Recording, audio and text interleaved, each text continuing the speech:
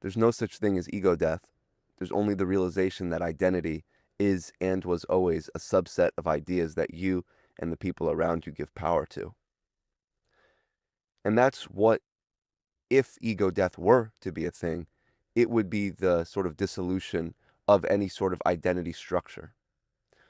So your name, your job, your school, your friends, your family, anything you associate with who you are as a person and what makes up the aspects of your identity. When an ego death occurs, if we want to call it that, it is the sort of disappearing of any structure of who you are as a person. And I've given this example before and I'll give it again, is that if you were dropped in the middle of the woods with no recollection of the past and no one knew you, who would you be? You would just be a human. And how you move forward in whatever expression you choose is going to define you at that current place and at that current time. So when people are constantly on the search of this quote unquote ego death and they're looking to humble themselves in a way where I guess it would make them more in tune with the flow of the universe or the flow of life, something like that, or maybe it's a sort of spiritual achievement that we're trying to do. It's important to realize that there's no such thing as killing the ego, because without the ego, we don't exist. You can sit and meditate for 10 years and not participate in society, but you will still have an ego, because the ego is the shape and the structure from which our conscious awareness can experience life and experience the self, the quote unquote self. So there's no ego death to be searching for, but what there is an ego transformation. Someone commented under one of my videos the other day. I don't remember the exact comment, but it was something under the lines of, we can never have a clean slate. And if anyone is going to experience an ego death, it would be the idea of something like that. When you go into these sort of either psychedelic experiences or any other spiritual experience, and you experience the dissolution of your identity, it only really impacts the people who are very much attached and clinged on to that identity. And listen, we all are attached to our identity in one way or another. We all are embodying a version of ourselves we're choosing to play in life. But when someone truly believes that we are born with a certain hand of cards, and that cards are always going to be the hand that we're holding on to, that's when an ego death is so abrupt, and that's when it happens at such a turbulent way, in such a turbulent way, I should say. So if what we're searching for is an ego death as a spiritual achievement, what we're going to find is probably a lot of different things. Because if you've come to the realization already that who you are as a person is a choice, and the way that others are feeding into that narrative of who you are is their choice as well. So it's something we're all buying into. It's an imaginary game that we're all buying into. You know, this person's confident, this person's successful, this person's a good person, this person's a bad person. You know, there's no inherent laws in the universe that define a person to any certain characteristics. It's all in the free will of that person and how they choose to act. And the idea that is formulated of a character, similar to a character in a story, we learn about a character in a story through their past actions, right? We watch the movie and we see how the character portrays themselves, the actions they take, the choices they make, and the words that they say.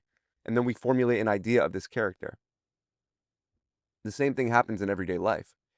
People you've known for 1 year, 10 years, 20 years, whatever it may be, you formulate an idea of who they are, and people formulate an idea of who you are, but that's just an idea. It's not concrete. It doesn't exist. So when someone goes into one of these strong, mentally challenging experiences, what they're encountering is the breaking of a belief system, not necessarily the breaking of the ego. Because without the ego, we don't exist. And I mean physically, we don't exist. Because there's nothing, once you say a word, once you express yourself, you know, you're communicating through ego. Because you're using your personhood to communicate your more deeper essence. And this isn't just about, you know, that you are not your thoughts or you are not your emotions. It goes even deeper than that. Because ego is like the structure, it's the shape in which consciousness takes form for us to experience life. You're not going to go around saying to people, my name is Kinzer, but that's just a name my parents gave me as a result of whatever, whatever. You know what I mean? That's not even my real name, but we're not going to do that. You have to buy into the game a bit. You have to play it a little bit. Sure, everyone is, throwing their inputs in, everyone's giving the game energy for it to work, this sort of imaginary game. But it's not a bad thing. There are bad qualities to the sort of reality system and imaginary societal rules that we're all giving into. There are bad parts of it, but there are also really good parts of it. Community and self-expression, creativity, finding purpose, relationships. There's so many amazing things to the egoic experience. So I firmly believe that chasing an ego death will land you just short of the actual thing which you're looking for, which is ego transformation, in which you do come back to that sort of clean slate of awareness and use the ego, use the now profound knowledge you have of ego being just an idea construct, and using that to influence your reality in a way that makes it more enjoyable and more satisfying for you. How do we do that? And I'll quickly go over that because I go over neuroplasticity a lot and the sort of foundational using actions to form our identity in a way in which we would like and how that identity corresponds to the changing of our reality. But it's a relatively simple idea that's very difficult to implement, and that is the character you're playing in life, you need to take that into your own hands, not let other people define the person that you are, not even let your own thoughts, your own doubt, your own negativity define the person you are, but from a deeper essence of who you want to be in life, you have to portray and embody that character as much as you can, and that will eventually rewire your mind into reaffirming and matching the sort of personality, quote unquote, of that character. That's the basis of it. You bring a different character into the story changes. That's exactly it. I'll say it again. You bring a different character into the story, and the story will change. This is all fun to talk about, and I'm a big advocate for contemplating deep spiritual truths, philosophical truths, psychological truths, but the main point should be how can we implement some sort of positive direction into our lives as a result of that knowledge? Because knowledge, when not embodied, can actually lead to more suffering. You can't just keep accumulating knowledge. You need to be able to let go of it all. And the very nature of the universe and how it flows, it's paradoxical. It's always challenging our perspectives. It's always challenging our ego. And now what do I mean by that? What I mean by that is that we're always going to be challenged to look at things from a third person perspective, from an outside view. Because when the ego becomes harmful is when a person is too caught up in the character that they play that they don't realize that they're playing a character. They believe that the person that they are is just how it is. That's the sort of, it's almost as if their personality is a universal principle like gravity or like any other actual law of physics. They believe that who they are as a person is that much ingrained into the fabric of reality. And that's a grave mistake. And that's why when people experience a quote unquote ego death, that's why they feel as though their life is being shattered and falling apart. Because everything they've associated with life, everything they know to be true about their lives is dependent on the person that they've been for however many years, the past years of their life. So that's why the experience of the ego death feels so disruptive. And it's because you realize that who you are is truly nobody. That if all the outside factors that are fueling your identity were taken away from you, that you are not the person that you've been. And there's always a clean slate available. Every day there's a clean slate. Every minute there is a clean slate. And you can take this foundational principle into your own hands. You can see now that the identity is malleable. So why wouldn't I change that to create a difference in my reality? And the answer that most people would give sort of unconsciously is that it's too much work. That's what it is.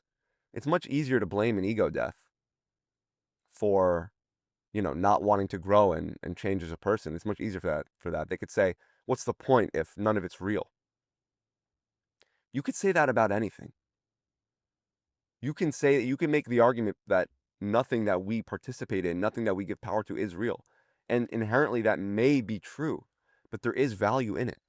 There is value in the life experience, though it's temporary.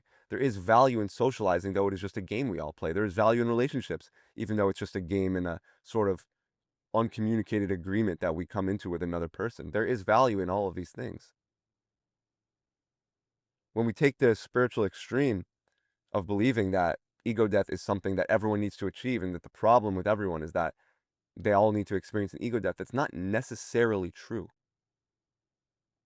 See how the very ego death that we're talking about is being communicated with through our ego.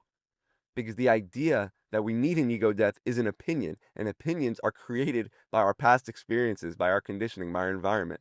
So that's our ego. When we have an opinion on something, that is an ego. Sorry, not an ego, that is our ego. So there's no escaping ego. It's always going to exist. For long as we're here in this life, in this body, communicating with our vocal cords and seeing with our eyes and listening with our ears, we are going to exist within the parameters of an ego. It's about what are we doing in our life and what are we changing within ourselves to make a difference of the whole story that we're living. What are we doing to change the character of the story and to change the outcome of that story? I think psychologically we want to believe that there is an escape that does not include transformation. We're looking for a comfort that if we experience ego death, we can kind of call it quits. I know that sounds kind of dark. And I don't mean call it quits in terms of life. I mean call it quits in terms of the effort that we need to put in. But any higher state of consciousness, any greater state of being, any emotional freedom is going to require a challenging amount of work. And there's going to be a process involved in that work. It will be as hard or as easy as we determine it to be based on our belief systems. And that's just the core reality of it all. You know, perspective will create everything. And what creates perspective? Past experiences. And what creates our past experiences? How do we experience those past experiences? Sorry, I just said that word a lot, but it's our ego.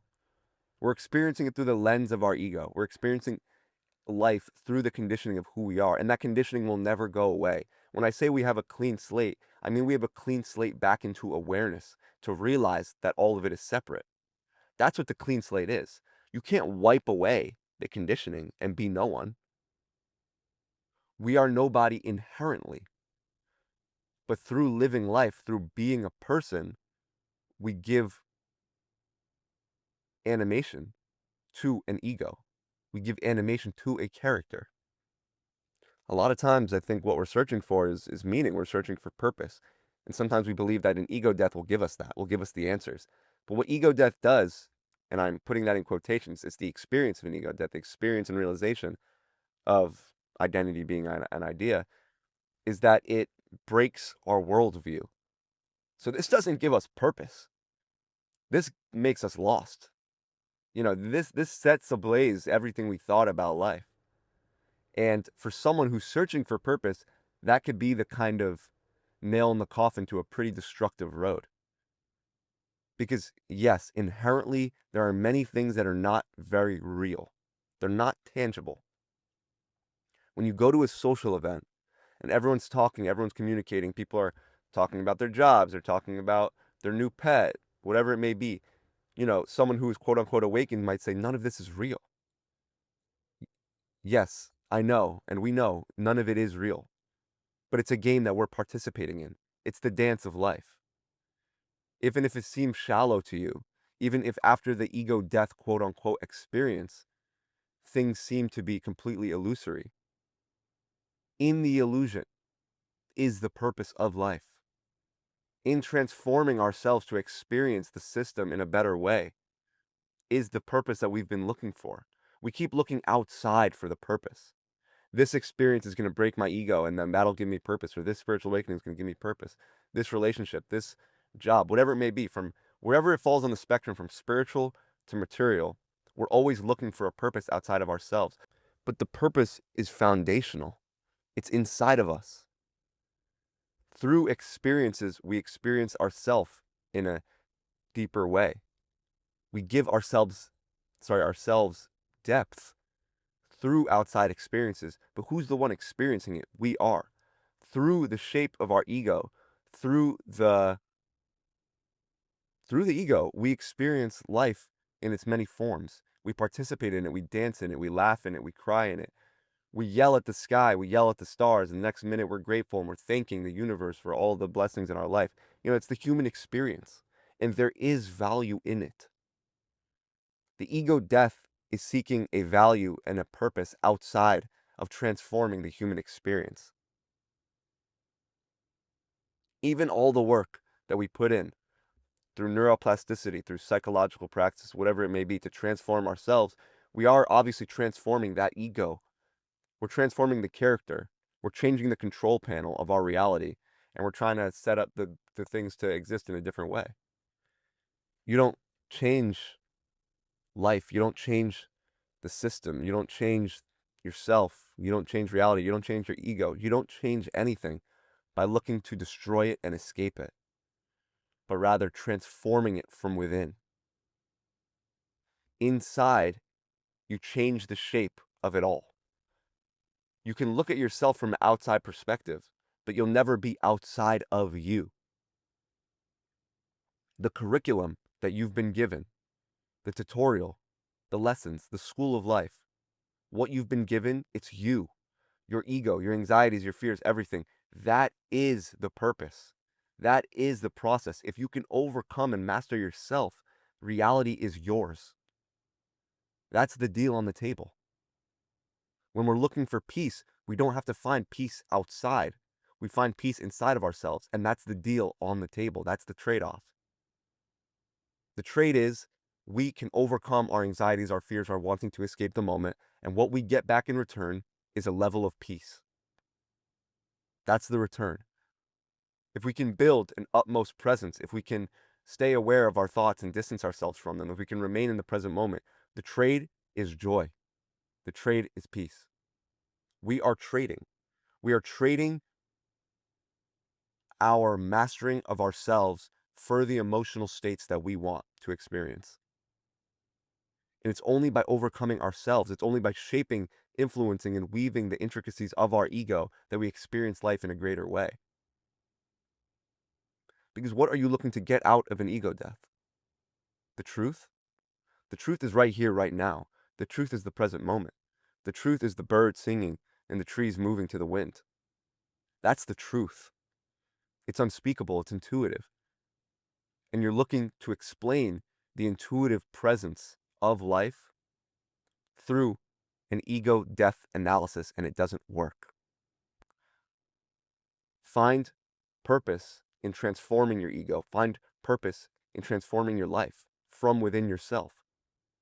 If you can overcome your fears, your anxieties, your negative thoughts, everything, your trauma, anything, any baggage you have, any darkness you have, if you can give grace, if you can give love to it, if you can give patience to it, compassion, then you will see the transforming of reality firsthand. It all begins within. And ego death is not an escape. It's not a way out. It's a way in. Thank you guys for watching this video. If you're watching on YouTube, make sure to like and subscribe as always. If you're listening on Spotify, thank you as always. I am Kinzer MB on everywhere. And other than that, I'll see you guys in the next one. Let me know what you guys want to see. Peace.